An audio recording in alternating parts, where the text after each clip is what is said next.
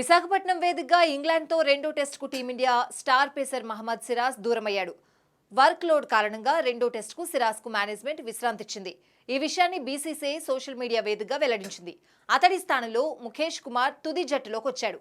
వైజాగ్లో ఇంగ్లాండ్తో జరగనున్న రెండో టెస్టుకు భారత జట్టు నుంచి సిరాజ్ను జట్టు మేనేజ్మెంట్ రిలీజ్ చేసింది.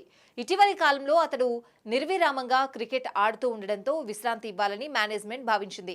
రాజ్కోట్లో జరిగే మూడో టెస్టుకు సిరాజ్ జట్టు ఎంపికకు అందుబాటులో ఉంటాడు.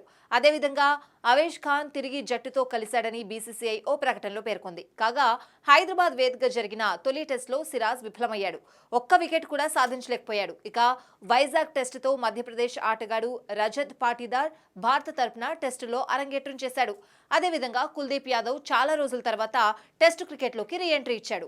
కాగా ఇంగ్లాండ్తో తొలి రెండు టెస్టులకు భారత జట్టును ప్రకటించిన విషయం తెలిసిందే. చివరి మూడు టెస్టులకు టీమిండియాను ఎంపిక చేయలేదు. అయితే తొలి టెస్టులో గాయపడిన కేఎల్ రాహుల్ మూడో టెస్టుకు అందుబాటులో ఉండే అవకాశం ఉంది. రవీంద్ర జడేజా ఫిట్నెస్ పై ఇంకా స్పష్టత లేదు. మరోవైపు వ్యక్తిగత కారణాలతో తొలి రెండు టెస్టులకు దూరమైన విరాట్ కోహ్లీ గురించి ఎలాంటి సమాచారం లేదు.